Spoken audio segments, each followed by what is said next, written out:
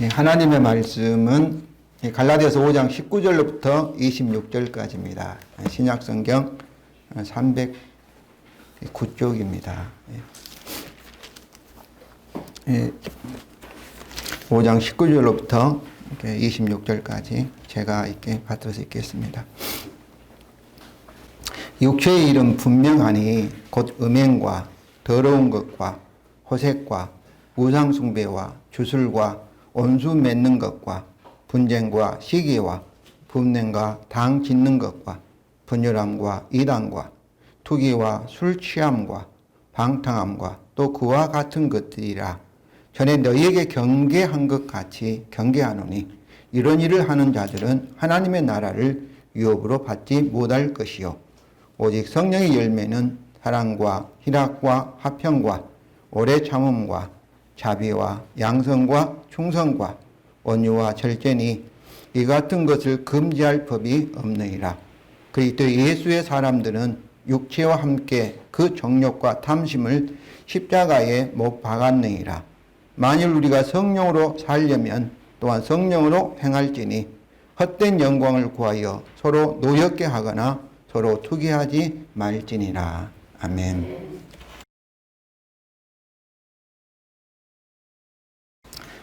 성령 강림절 후 오늘이 열째 주일입니다. 오늘도 성령에 의한 삶, 성령의 인도를 받는 삶, 성령의 열매가 풍성한 삶에 대해서 계속 살펴보기를 원합니다. 설교 제목처럼 우리는 그리스도 예수의 사람들입니다.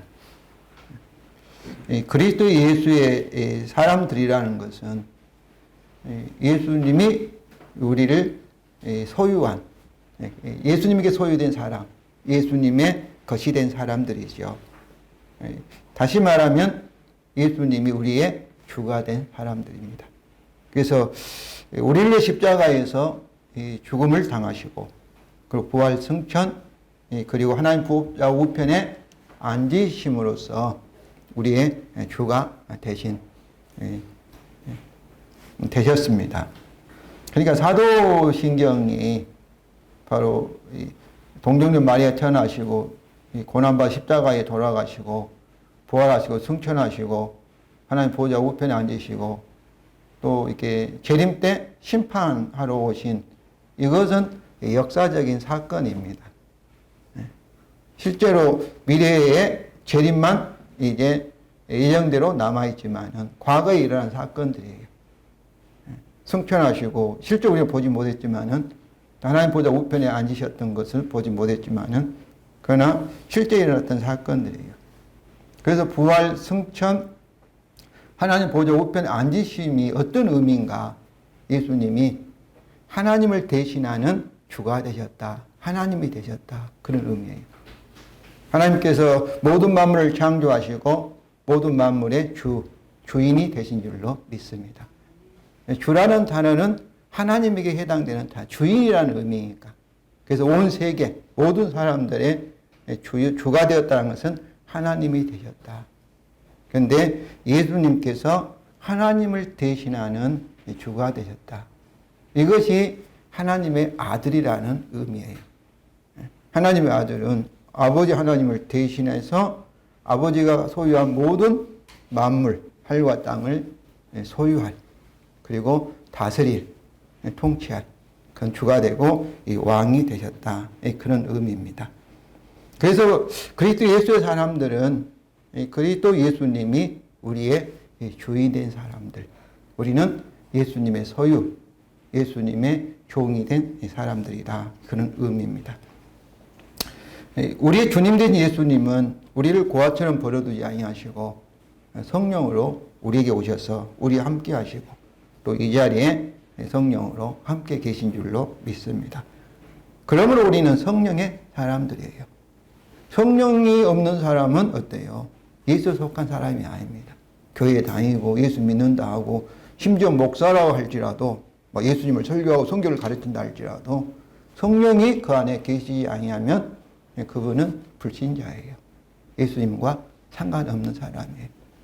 그분은 성령이 아닌 악령인 마귀에게 속한 사람입니다. 그러나 우리는 아직 타락한 육체를 가지고 있습니다. 육체라는 것은 지난주에 설명한 것처럼 우리 살과 뼈를 이렇게 가리킨 것이 아니라 타락한 고장난 자아, 고장난 인간, 이것이 육체예요. 고장나지 않았다는 것은 우리가 하나님에 의해서 창조되었으니까 우리가 누구 거예요? 우리는 우리를 창조하신 하나님 것인 것을 아는 사람이 고장나지 않은 겁니다. 그래서 피조물로서의 자기 자신을, 하나님 앞에 자기 자신을 낮추는 사람, 이것이 창조의 질서예요. 그런데 이것을 알지 못하고 또 무시하고 의도적이든 의도적이 않든지 나는 하나님도 부인하고 그것은 내가 하나님과 동등하다든지 하나님보다 좀 높다든지 이렇게 생각하는 사람은 어때요? 창조 질서가 깨진 사람이죠. 이것은 고장난 사람이에요. 그런 사람들을 성경에는 사르크스, 타락한 인성, 타락한 인간, 제약된 본성이라 이렇게 부르고 있습니다. 그런데 아직도 우리는 거듭나서 우리 안에 새로운 새 생명이 들어와 있지만은 아직도 우리 안에는 뭐가 있어요? 사르크스, 육체적인 이것이 있는 거. 이 세상에는 보이지 않는 세상에 아직도 누가 있어요? 마귀와 귀신들이 이 세상에 남아 있습니다. 주님이 재림하시면 그때는 우리가 사는 하늘과 새하늘 새 땅에는 마귀와 귀신들도 또 죽음도 질병도 암병도 다 지옥불에 던져질 줄로 믿습니다. 지금 고장난 세상을 아직도 이렇게 유지되고 있어요. 그래서 아직 타락한 육체를 가지고 있기 때문에 우리 안에 뭐가 있어요? 또 내 타락한 자아와 그리고 성령이 서로 대적하고 있습니다. 갈라디아 5장 17절입니다. 육체의 소욕은 성령을 거스리고 성령은 육체를 거스리나니 이 둘이 서로 대적함으로 너희가 원하는 것을 하지 못하게 하려 함이니라. 타락한 자아, 육체가 욕심, 원하는 걸 하려고 하면 성령이 그것을 억제하고 있어요. 성도 여러분, 저는 이것을 이렇게 어떻게 표현하기 힘들지만은 제가 이렇게 이것을 느끼고 있다고 저는 이렇게 생각합니다. 저도 이렇게 이런 타락한 육체를 가지고 있기 때문에 순간적으로 화가 나고 욕도 하고 뭐 살이나 죽이고 싶은 그런 마음도 불쑥 솟아올라요. 저는 좀 성격이 급한 편입니다. 또 이렇게 조급한 편이에요. 기다림이 진득한 기다림이 없는 그런 기질을 가지고 있는데 그런데 그 순간 딱 지나고 나면 제정신이 돌아요. 그런데 그것을 계속 유지하기 힘들어요. 제가 막 그 분노를 막 유지하려면. 왜냐하면 그러면 제가 진짜 힘들어요. 아니, 저는 이 힘듦이 뭘까?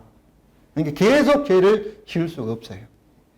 또 이번에 그래서 하나님 잘 회개하고 또 다음에 또 다시 또 그거 잊어버리고 다음날 죄를 또 지을 수는 있지만은 저는 그것을 계속 지속하기가 힘들어요. 아마 그것이 내 안에 계신 성령께서 이렇게 참으로 억제하시는 이것이 아닌가 이런 생각이 들어요.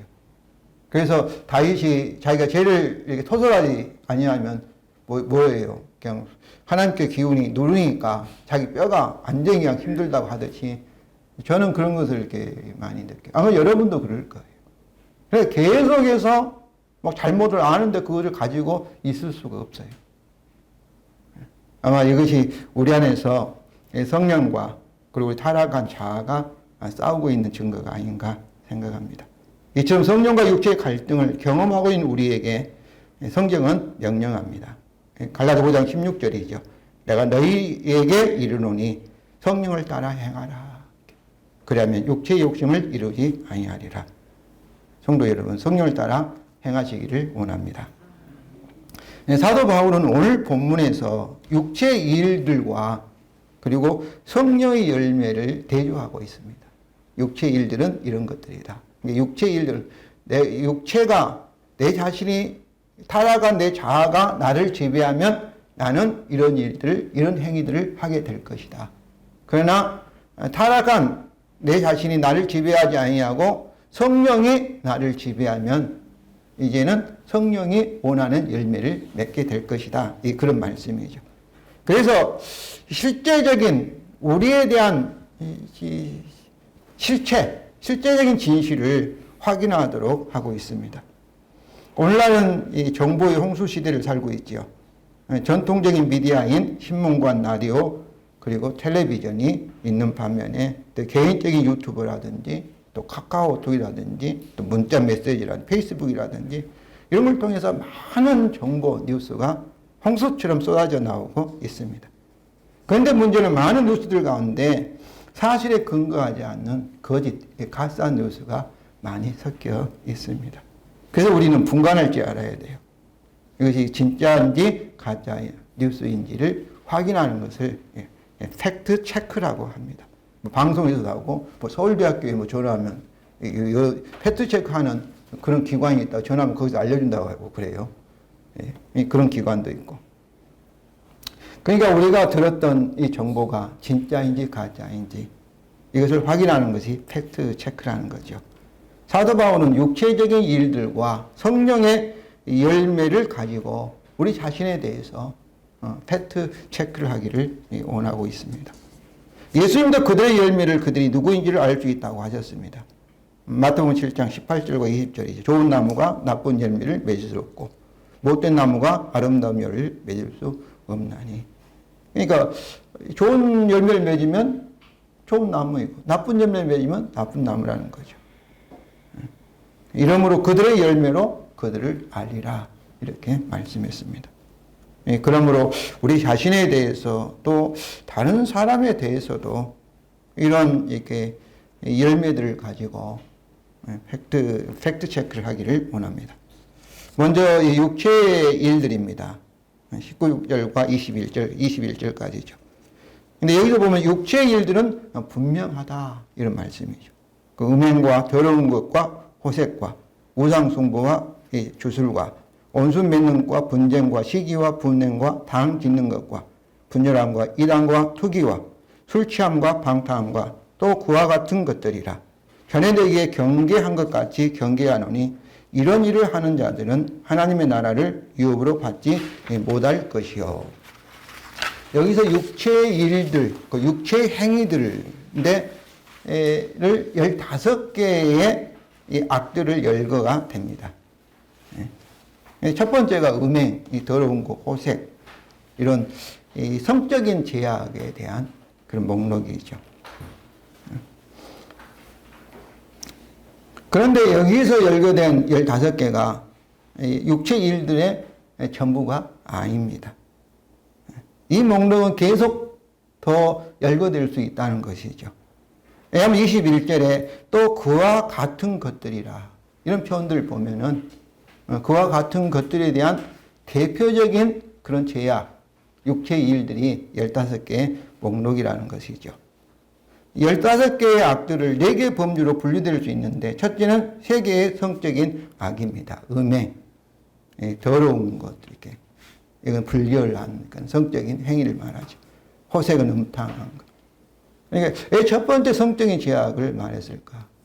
예수님 시대에, 사도 바울 시대에 이 그리스 로마 시대에 성적으로 타락이 아주 심하였습니다. 여기서 이 음행이라는 단어가 포르네이아인데 포르네는 창렬한 뜻이에요. 간음, 불법적인 성행위가. 그래서 이런 성적인 타락은 오늘날도 아주 심하지요.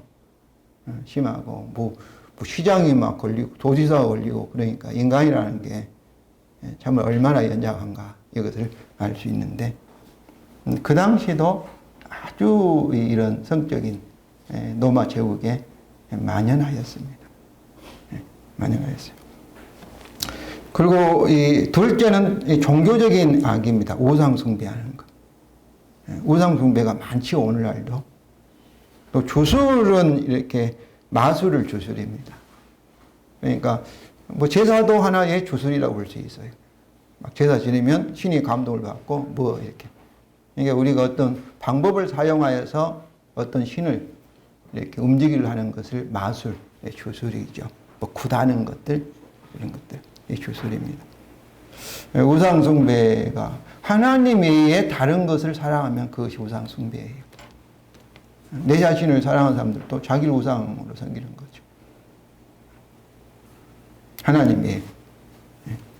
셋째는 공동체를 파괴하는 8개의 사회적인 악입니다. 온수 맺는 것, 분쟁, 시기, 분냄, 분냄, 당 짓는 것, 그리고 분열, 이단도 이 당파, 당 짓는 것과 이 투개입니다.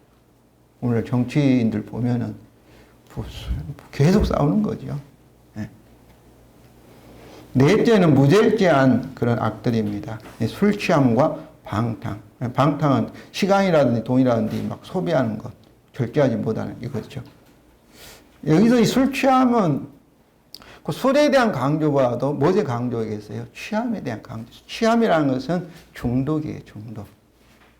그러니까 이 술에 취해서 처음에는 내가 술을 먹지만 나중에는 뭐 든다. 술이 나를 먹는다 말하잖아요. 우리가 이 도박도 마찬가지예요. 그리고 게임도 처음에는 내가 그거를 절제해야 돼요. 근데 나중에는 한 번 빠지면 저 밤새도록 해요. 이렇게 조용해. 뭐 잠이 오지 않고. 그런 것도 뭐겠어요? 그거 취함이에요. 그 중독된 거예요. 그 게임이 나를 지배하는 거예요. 우리가 하나님 아들로서 하나님을 대신해서 모든 만물을, 모든 상황을 우리가 지배하고 다스려야 돼요. 그런데 오히려 그 꼴로 그것들에 의해서 지배를 당한 이것이 중독이에요. 종로를 하는 거예요. 그러니까 이 취하는 건 잘못이에요. 중독돼서 내가 원하지 않을 때 딱 그만둬야 돼요. 내가. 담배도 마찬가지죠. 또 다른 여러 가지 중독들이 여기 취함이에요. 취하는 것은 그것은 인간의 본래 하나님이 창조한 인간의 그 원리에 어긋나는 거예요. 어떻게 보면은 저는 기독교가 정말 사람을 높여주고 있습니다. 하나님 바로 밑에 하나님을 제외하고 하나님이 창조한 모든 만물에서 영장, 왕노를 하라, 주인 노를 하라 하는 것이 성경에서 말하는 우리 인간에 대한 성경의 계시의 말씀입니다. 그런데 위에 열거된 육체의 일들은 뭐라는 것이에요? 분명하다는 거예요. 우리에게 육체의 일들이 나타나면 그 사람이 어떤 사람인지 어떤 상태인지를 분명하게 알려준다는 것입니다. 육체의 일들은 그 사람이 성령의 지배를 받고 있지 않고 누구 지배를 받고 있어요? 타락한 자신의 육체의 지배를 받고 있다는 것을 보여주고, 또 우리에게 육체의 일이 나타나면 우리는 성령의 사람이지만은 성령이 누가 내 자신이, 타락한 내 자신이 주인으로 하고 있다는 것을 나타내고 있습니다. 여기에 더하여 사도 바울은 갈라디아 성도에게 주는 경고가 있습니다. 21절에 전에 너희에게 경계한 같이 경계하노니 이런 일을 하는 자들은 하나님의 나라를 유업으로 받지 못할 것이요. 쉽게 말하면 천국에 못 들어간다. 이런 말씀이에요. 그런데 이 바울의 경고가 갑자기 주어진 경고가 새로운 경고가 아니라 전에도 경계한 같이, 이 말씀은 전에도 경계를 하였다는 거예요. 그러면 그의 경계는, 또 그의 경고는 새로운 것이 아니라 계속되었던, 반복되었던 일관성 있는 경고라는 것이죠. 그러므로 이 경고는 오늘날 사는 우리에게도 해당되는 이 경고입니다. 그러면 그의 경고의 내용은 무엇입니까? 이런 일을 하는 자들은 천국을 들어가지 못한다. 이것이 그의 경고의 내용입니다. 이런 일이란 뭐겠어요? 앞에 열과 육체의 일들이죠. 뭐 술 취하든지, 뭐 방탕한다, 음행이라 더러운 것, 이런 일을 하는 자들을 가리킵니다. 우리가 이런 말씀 보면 내가 이런 일이 우리에게 나타날 수 있잖아요. 또 여기 뭐 분열, 막 분냄, 시기에도 이렇게 시기심도 나타날 수도 있고. 그러니까 그러면 내가 천국에 들어가지 못하는가 그런 두려움도 생기고, 또 내 구원의 확신을 흔들릴 수도 있죠. 또 이런 걸 보면은 뭐 행위 구원을 말하는 것이 아닌가. 처음에는 예수를 믿음으로 구원받고 나중에는 천주교가 그러지요. 나중에는 이런 일을 하지 않았고 성령, 사랑을 해야만이 구원을 받는다. 이렇게 이제 천주교가 주장을 해서 우리가 천주교 이단이라고 말하는 사람도 있고, 뭐 행위구원을 주장한다. 이렇게 비판하는 사람들도 있습니다. 그러나 성경은 이러한 행위구원들을 결코 지지하지 않습니다. 왜냐하면 이런 일을 하는 자들에서 하다의 이 동사가 현재 분사 능동태입니다. 진행형이에요, 현재. 진행. 능동태는 내가 주도적으로 하는 거죠, 내가. 그래서 현재 분사는 현재 행하고 있는 사람. 계속해서 행하고 있는 사람. 가끔 내가 원치 않지만은 나도 모르게 행해지는 것이 행하는 것이 아니라 습관적으로 계속 반복하는 사람입니다. 계속 이런 일을 행하는 사람이에요. 습관적으로 계속 이런 일을 하는 자들은 하나님 나라를 유업으로 받지 못할 것이다. 이런 말씀입니다. 이것은 예수를 믿고 하나님 나라 유업을 이미 받은 사람이, 구원받은 사람이 이런 일을 행하면 구원을 잃어버릴 수 있다. 천국에 들어갈 사람이 천국에 들어가지 못할 수 있다. 이런 의미가 아니에요. 하나님 유업을 받지 못할 사람은 처음부터 끝까지 어떤 사람이에요? 구원받지 못한 사람입니다. 믿은 사람이 아닙니다. 거듭난 사람, 성령을 받지 못한 사람이에요. 성령을 받지. 그래서 이런 일을 믿는다 하면서도 계속 이런 일을 행하면은 어떠겠어요? 그의 믿음이 구원받은 진짜의 진실한 믿음이 아니라 자기가 속임을 당하는, 내가 믿고 있다고 착각하는 그런 가짜 믿음일 수 있다는 것이죠. 아무튼 우리 자신도 이런 말씀을 우리가 조심히 살펴봐야 합니다. 우리 잘 살펴봐서 진짜 나는 구원받은 믿음을 가지고 있는가. 내가 믿는다 하면서 실제로 내가 안 믿고 있는가. 이것은 우리가 조심히 살펴봐야 합니다. 그래서 교회에서 무조건 막 구원받았다, 구원받지 못한 사람에게, 믿지 않는 사람에게 이렇게 참으로 가짜 확신을 주는 것도 아주 잘못입니다. 내가 구원받았다고 착각하고 자기 자신을 살펴보지 않는 거예요. 조사해보지 않는 거예요. 그러나 또 구원받은 사람에게 자꾸 이렇게 너는 구원 못 받았다 의심을 심어주는 것도 잘못이죠. 그러니까 실제 구원받은 사람에게는 구원의 확신을 갖는데 도움을 주고, 구원받지 못한 사람은 어떻게 했어요? 다시 복음을 듣고 회개하고 성령 받아서 구원을 받을 수 있도록 도와주는 것이 교회 지도자들이 할 일입니다. 성도 여러분, 이처럼 육체의 일들은 그 사람이 누구이며 그가 성령이 아니라 육체의 지배를 받는다는 것을 분명하게 보여주고 있습니다. 이제는 성령의 열매입니다. 22절부터 23절이죠. 오직 성령의 열매는 사랑과 희락과 화평과 오래 참음과 자비와 양성과 충성과 온유와 절제니 이 같은 것을 금지할 법이 없느니라. 여기서 성령의 열매가 단수입니다. 열매가 단수예요. 단수. 육체의, 우리말 성경 육체 일 했는 단수로 했는데 실제로 일들 복수형이고, 그러니까 여기서 말하는 성령의 열매는 사랑이나 희락이나 거의 비슷한 거, 섞여 있는 거죠.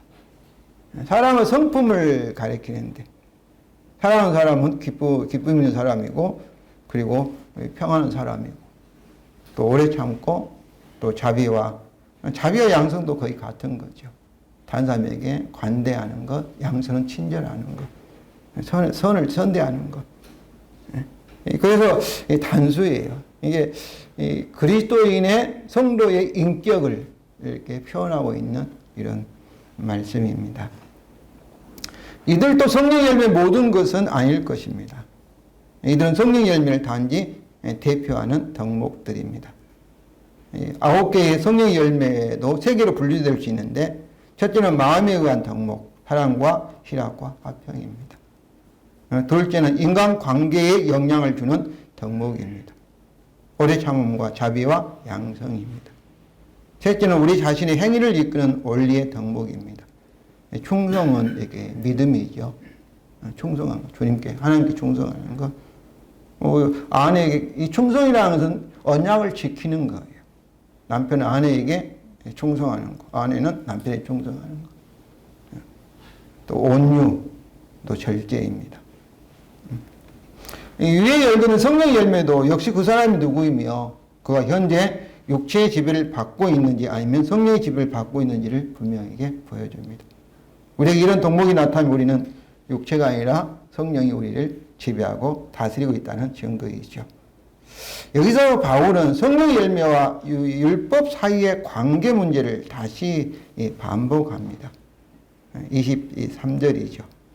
이 같은 것을 금지할 법이 없느니라. 이 법이 이 모세 율법을 가리키죠. 그러니까 율법을 우리가 진정으로 지킬 수 있는 것은 내 스스로 육체의 행위로 이루어질 수 있는 것이 아니라 뭐로 이룰 수 있는 거예요? 성령을 통해서 성령 열매로 맺어질 수 있다는 것이죠.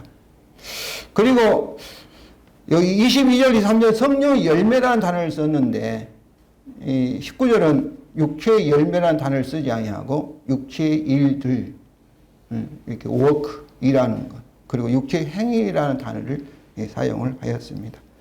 열매라는 단어는 뭐겠어요?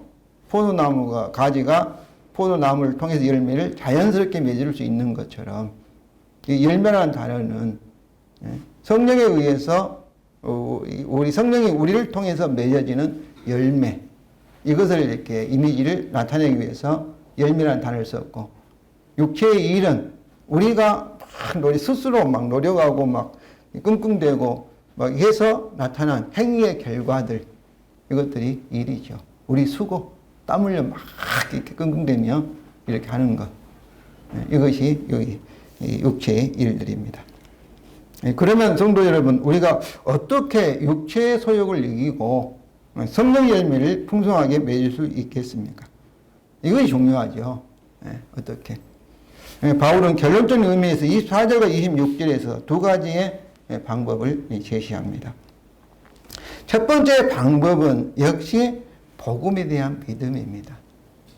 복음. 24절 보면 복음이라는 단어가 없는데 24절 우리 다 같이 읽겠습니다. 그리스도의 예수의 사람들은 육체와 함께 그 정욕과 탐심을 십자가에 못 박았느니라. 복음은 십자가의 복음이잖아요. 예수님이 우리를 십자가에서 죽으셨다. 이것이 복음의 사건이잖아요. 여기서 그리스도 예수의 사람들은 같은 의미를 가진 용어가 갈라디아서에 이미 많이 사용되었습니다. 그리스도 예수 안에 있는 사람들, 그리스도 안에 있는 사람들, 성도의 정체성을 가리킨 거죠. 그리스도와 연합하기 위하여 세례 받은 사람들, 갈라디아 3장 27절이죠.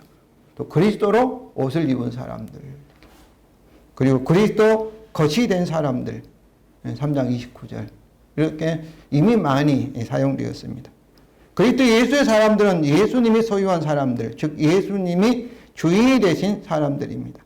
역으로 말하면 예수님의 종이 된, 예수님의 노예가, 소유가 된 사람들이란 의미입니다.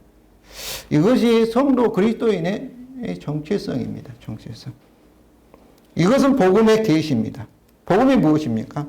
로마서 1장 2절과 4절입니다. 이 복음은 하나님이 선지자를 통하여 그 아들에 관하여 성경에 미리 약속하신 것이죠. 복음은 하나님의 아들에 관한 것입니다.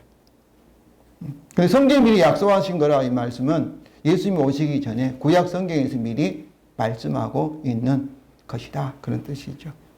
그 아들에 관하여 말하면 한데 그 아들이 복음이니까 복음에 관하여 말하면 육신은 다윗의 혈통에 나셨고 예수님의 우리 사도신에 고백하는 마리아에게 성령으로 태어나시고 그 다음에 성전의 영혼은 죽은 자들 이미 십자가에 죽으시고 고난받아 죽으시고 그다음 부활하시고 그 다음에 능력 하나님의 아들로 선포되었다 이 말씀은 임명되었다. 이것은 승천하여서 하나님 보좌 우편에 앉게 되었다. 이런 말씀입니다. 그런데 이것을 이제 설명하면은 동정과 탄생하시고 십자가에 죽으시고 부활하시고 승천하시고 하나님 보좌 우편에 앉으셔서 하나님 아들로 이렇게 임명되셨다. 이 말도 다른 말로 말하면 우리 주 예수 그리스도시니라.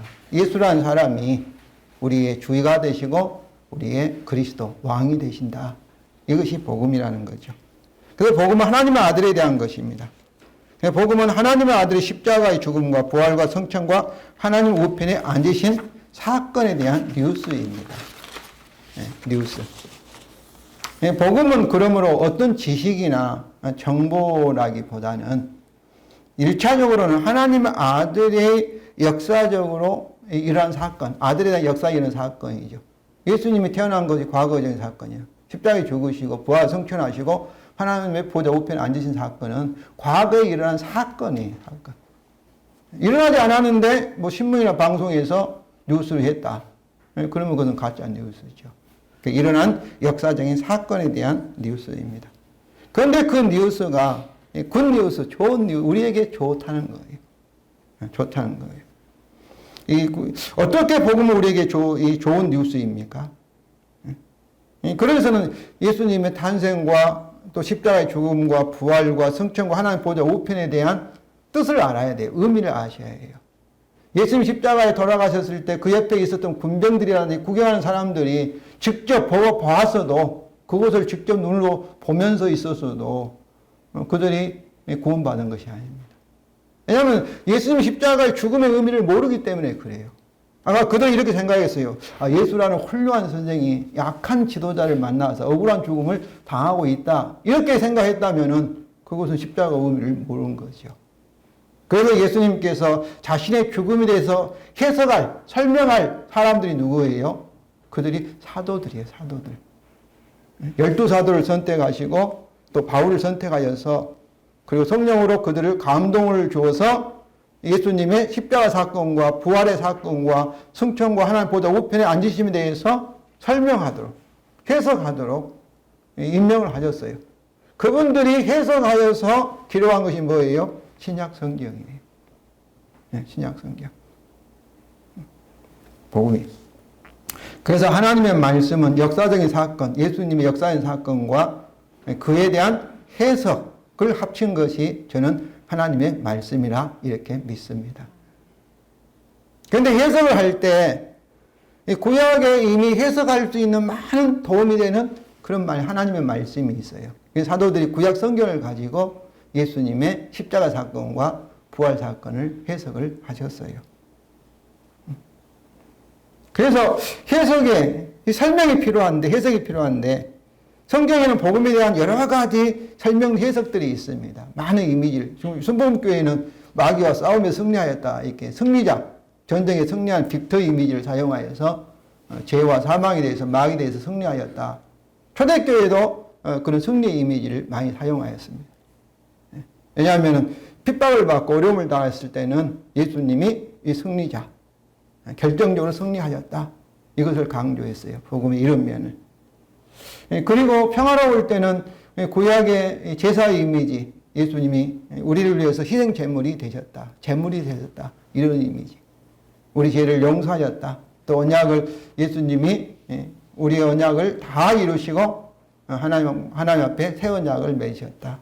이런 이미지. 또 값을 주고 예수님이 우리를 죄악에서 사망과 저주에서 우리를 다시 사오셨다. 이런 이미지 어떤 이미지예요? 이것이 속량, 구속의 이미지. 전쟁에서 포로를 구해내는 것. 또 출애굽 사건을 가지고 예수님의 십자가가 제2의 종말론적인 출애굽이다.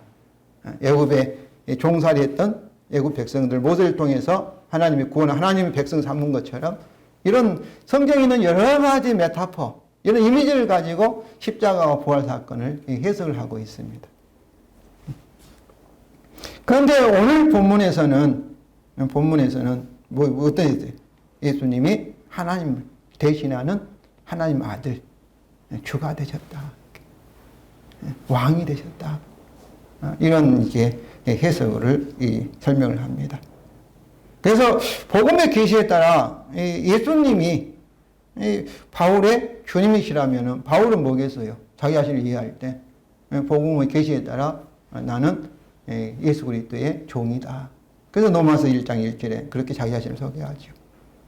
우리도 복음을 안다면 예수님 우리 주인이라면 어떻게 소개했어요? 나는 예수 그리스도의 종이요 예수의 소유다. 우리 교회는 선한 목자가 담임 목사 선한 목자가 아니고 선한 목자가 예수님입니다. 눈에 보이지 않는 성령으로 오셔서 우리를 십자가에 죽기까지 우리를 사랑하신 희생하신 예수님이 선한 목자입니다. 우리는 뭐예요? 그의 양이다. 예수님 소유된 예수님의 양들인 줄로 믿습니다. 그런데 우리에게도 마찬가지죠. 로마서 1장 6절입니다. 너희도 그들 중에서 예수 그리스도의 것이 뭐예요? 예수 그리스도의 소유로 부르심을 받은 자니라. 그러므로 그리스도 예수는 우리의 주인이요 우리는 그의 소유입니다. 또한 이것이 제사함과 속량의 의미요 결과입니다. 골로새 1장 13절과 14절입니다. 그가 우리를 흑암의 권세에서 건져내사 그의 사랑의 아들의 나라로 옮기셨. 그는 하나님이시죠. 그의 사랑 아들은 예수의 나라, 예수의 가정으로 옮기셨다. 그 아들 안에서 우리가 속량 곧 제사함을 얻었도다. 이처럼 우리의 제사함은 단순히 죄가 용서받는다 차원이 아닙니다. 흑암의 권세에서 마귀와 저주와 사망에 지배하는, 또 타락한 육신이 지배하는 그런 지배에서 벗어나 그의 사랑하는 아들인 예수의 나라 또 가정으로 완전히 옮겨진 것을 말합니다. 이것이 우리가 어떤 물건을 돈을 주고 내 것으로 소유한 것과 같습니다. 이것은 결혼식과 같아요. 예수님께 시집 가는 것과 같아요. 이것이 성당의 의미죠. 바울은 이것을 십자가에서 우리의 죽음으로 표현을 합니다. 우리가 죽음이라는 것은 없어지는, 이 세상에 사라지는 건 없어요. 변화되는 거예요. 분리되는 것을 죽음이라 말합니다. 질량의 보존의 법칙에 의해서 에너지가 바뀌는 거예요. 바뀌는 거지, 이 세상에서 여러분 없어지는 것이 없습니다. 매미가 이제 벌레가 되고, 뭐 이렇게 되지, 알이 되고, 이런 것처럼 이 세상은 바뀌는 거예요. 그리스도 예수의 사람들은 육체와 함께 그의 정욕과 탐심을 십자가에 못 박았느니라. 사람이 죽어 세상을 떠나는 것처럼 그리스도 예수의 사람들은 십자가에서 이 육체가 자신을 지배하는 이 세상으로부터 떠나게 되어서 이제는 예수 그리스도에 속하게 되었다. 이런 말씀입니다. 흑암의 권세, 저주와 사망의 씨가 지배하는 이 세상에서 하나님이 아니라 성령이 아니라 타락한 인간이 자기를 지배하는 이런 세상에서 별세하였다. 출애굽하였다 하는 의미입니다. 그런데 십자가에서 못 박았느니라는 동사가 이 부정 과거형이에요. 과거에 한번 일어났던 사건을 가리켜요. 그리고 능동태입니다. 부정 과거형이라는 십자가에 못 박은 것이 과거에 이미 일어났다 이런 말씀이에요. 예수 그리스도께 십자가에 돌아가셨을 때 여러분 그때 우리는 제가 태어나지도 않았지만 그때 예수와 함께 십자가에 죽은 줄로 믿습니다. 하나님께 그렇게 보시는 거예요. 하나님께서. 우리의 그런 옛사람의 죽음이 과거에 있었다. 그런 말씀. 십자가에 있었다는 거죠. 성도 여러분, 출가 예인이라는 말이 있습니다. 요즘에는 이제 이런 말씀이, 이런 단어가 맞지 않지요. 요즘은 그러나 옛날에는 우리 어머니 시대에는 이런 말씀이 아직 있었어요. 딸이 한번 시집을 가면 친정집에는 다시 돌아올 수 없다는 완전히 예인이 되었다 이런 의미고, 이제는 영원히 시대의 사람이 되어야 한다 그런 의미가 출가 예인입니다. 출가 예인과 같이 우리가 예수에게 시집을 가면은 우리는 육체가 지배하는 사람이 사는 세상에서 또 이걸 악한 세대라고 말하지, 타락한 세대에게 다시는 돌아갈 수 없다. 한번 시집 가면은 다시 친정으로 돌아올 수 없다 하는 출가 예인과 같이 우리는 영원히 그리스도의 사람이 되어야 한다. 그리스도 사람이라 이런 말씀이죠. 그런데 성경 다른 곳에는 십자가에서 그리스도의 죽음이 주로 수동태로 표현되어 있습니다. 예수와 함께 죽음을 당하였다 이렇게. 그리고 갈라디아 2장 20절에 내가 그리스도와 함께 십자가에 못 박혔나니 이렇게. 이건 수동태. 내가 내 자신을 못 박은 아니라 못 박힘을 당하였습니다. 그러나 여기서는 능동태를 사용하여서 이 그리스도의 스스로 능동적으로 육체와 함께 정욕과 탐심을 십자가에 못 박았다는 것입니다. 그리고 육체와 함께 정욕과 탐심에서 정욕과 탐심은 타락한 인간, 육체의 대표적인 특성을 가리키는 거죠. 그래서 이 육체의 정욕과 탐심을 강조하는 거예요. 특별히 정욕과 탐심을 십자가에서 못 박았다. 정욕과 탐심을 지배한 세상에서 완전히 이별하게 되었다. 떠나게 되었다. 그런 의미죠. 그러면 성도 여러분, 육체와 함께 정욕과 탐심을 십자가에 주도적으로 자기 스스로 능동적으로 못 박았다는 것이 무슨 의미입니까? 어떤 의미겠어요? 이것은 우리의 회개와 믿음을 의미합니다. 우리가 복음을 알기 전에는 어땠어요? 다 그러죠. 자기 자신이 자기 인생의 주인인 줄로 생각합니다. 이것을 최고로 강조하는 나라가 어느 나라예요? 북한이에요. 주체 사상이 주체. 주체라는 것은 내가, 내 인생, 내 가정, 우리나라를 우리가 책임진다. 미국이 책임지는 건 다른 사람 책임지는 거 내가, 내 자신이 책임진다. 그러니까 하나님, 이건 말도 안 되는 얘기고, 우리가 우리 인생을 책임지는 그런 사상이 주체 사상이. 그것이 김일성이가 주장한 거예요. 주장한 거. 이게 인본주의, 인간이 하나님이다. 내가 내 인생의 하나님이다. 이것을 주장하는 거예요. 그게 주체 사상이에요. 우리가 전에는 다 그런 면이 있죠. 태어날 때는, 살아갈 때는, 뭐, 내가 내 인생이 내 거지, 내 책임이지, 누가 뭐라고 하냐, 이렇게. 그렇게 생각하죠. 그런데, 복음을 듣고 알고 보니까, 우리 인간이 주인이 내가 아니라 누구라는 거예요. 하나님이 내 인생의 주인이다. 그래서, 해결하는 것은, 내 인생에 내가 잘못 알고, 마귀의 거짓말에 속임을 당하여서 주인 노릇이라고 생각하고 주인 노릇 했던 것을 회개하는 것입니다. 이제는 우리 자신이 아니라 하나님이신 그리스도 예수님이 우리의 주인이라는 것. 하나님 아버지가 성령님이 우리 인생에 또 이 세상 모든 것의 주인이라는 것을 인정하는 것입니다. 믿는 것입니다. 진짜 그렇습니다. 우리 자신이 우리가 주인이라고 생각하는 것은 여러분 거짓말입니다. 그건 진리가 아니에요. 진리가. 그것은 참으로 우리 정욕과 탐심의 결과이죠. 내가 스스로 하나님같이 되고자 하는 교만의 결과입니다. 마태복음 4장 17절은 이때부터 예수께서 비로소 전파하여 이르시되 회개하라. 천국이 가까이 왔네. 천국은 하나님의 나라. 하나님이 다스리는 나라. 하나님 아들 예수님이 다스리는 나라. 성령님이 다스리는 나라가 천국입니다. 무엇을 얘기하는 거예요? 그전엔 다 내 왕국이 있었어요. 내 나라가 있었어요. 그 내가 내 왕이 되고 내가 주인이 돼서 다스리는 나라가 있었는데 알고 보니까 내 나라가 아니라 누구 거예요? 주님의 것이다. 하나님 것이다. 알고 나서 이걸 회개하는 거예요. 내가 주인 노릇한 거 회개합니다. 잘못 알고 그랬습니다. 이제 예수님이 성령으로 오셔서 나를 소유하시고 내 마음을 다스리시고 나를 통치하십시오. 이것이 회개이고 이것이 믿음입니다. 이게 복음이에요. 이렇게 믿으면 어떤 상태로 돌아가는 거예요? 우리가 완전하지는 않지만 아직도 육체가 남아있어서 과정 중에 있지만은 아담이 창조받았던 에덴 동산으로 돌아가는 것입니다.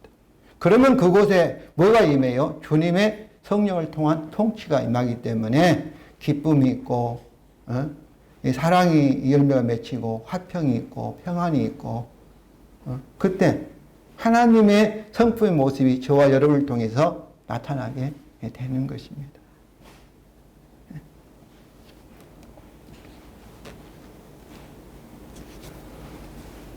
그러나 우리에게 아직 뭐가 남아있어서 육체가 남아있어서 육체의 일들이 나타날 수 있습니다.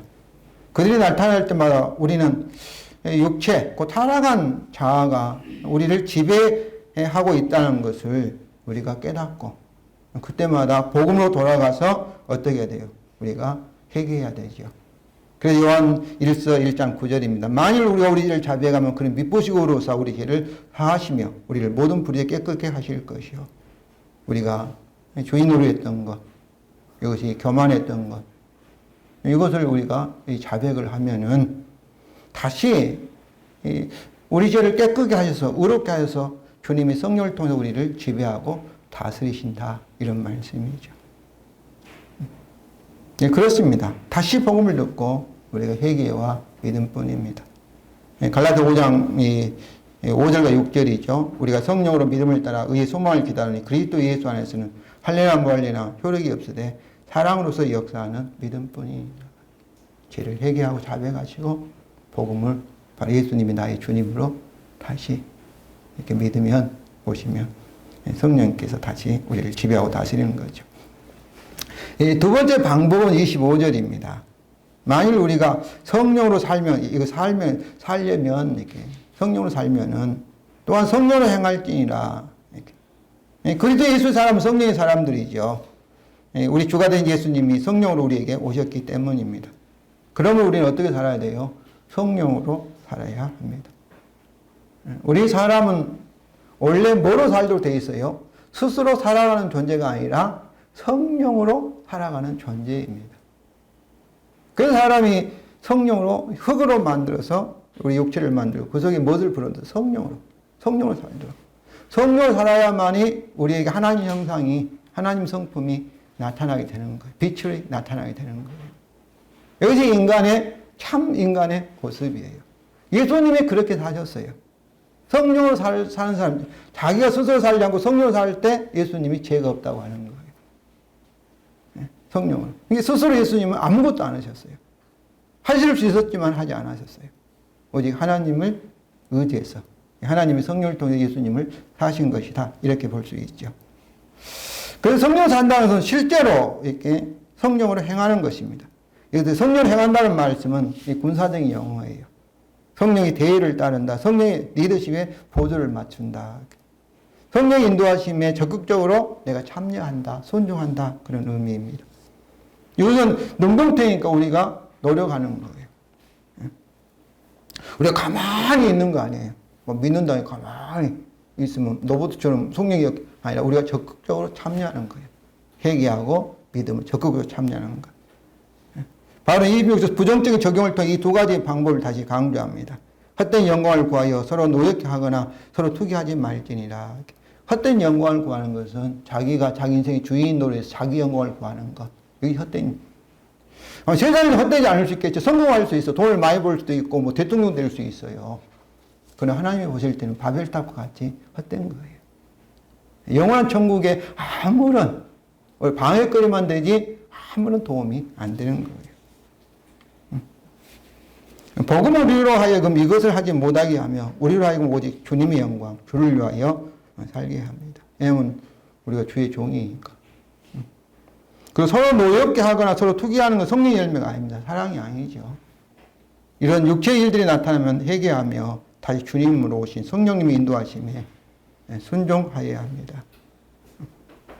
성도 여러분, 우리는 복음으로 그리스도 예수의 사람들입니다. 로마서 14장 7절과 9절입니다. 우리 중에 누구든지 자기를 위하여 사는 자가 없고 자기를 위하여 죽는 자도 없도다. 우리가 살아도 주를 위하여 살고 죽어도 주를 위하여 죽나니 그러므로 사나 죽으나 우리가 주의 것이로다. 이를 위하여 그리스도께 죽었다가 다시 살아나셨으니 곧 죽은 자와 산 자의 주가 되려 하심이라. 이를 위하여 그리스도 죽었다가 다시 살아났다는 것은 십자가에 죽으시고 부활했다고 말씀하예요. 이 복음 사건을 가리키잖아요. 이렇게 하시는 목적이 뭐예요? 산 자와 죽은 자의 주가 되려 하시는 거예요. 결과가 예수님이 우리의 주가 되시고 그리스도가 되기 위해서 십자가에 죽으시고 부활하셨다는 거죠. 그러면 이것은 복음의 설명이고 복음의 계시의 말씀입니다. 우리가 사나 죽으나 누구 거라고요? 주님의 것이고. 이게 죽음도 내 것이 아니고 주의 것이고. 우리 일어나는 모든 사건들이 내 것이 아니고 누구의 것이고 주님의 것이에요. 우리 것이지만 실제로 양에 일어난 사건이 누가 책임져요? 목자가 책임지지 않습니까? 우리는 사나 죽으나 주를 위하여 사는 자입니다. 성령 오신 예수님이 우리 안에 오셔서 주님으로 통치하십니다. 책임지고 계십니다. 아직 우리에게 육체의 본성이 남아있기에 육체의 일들이 나타날 때마다 자신이 주인 노릇 하였음을 회개하시고 주님 오신 성령님을 믿음으로 마음의 중심에 다시 모시면 주님이 성령 우리를 인도하시고 보호하시고 통치하시기 시작합니다. 이것이 성령으로 행하는 것입니다. 그러면 성령의 풍성한 열매가 여러분 삶에 나타나게 되는 것을 보시게 될 것입니다.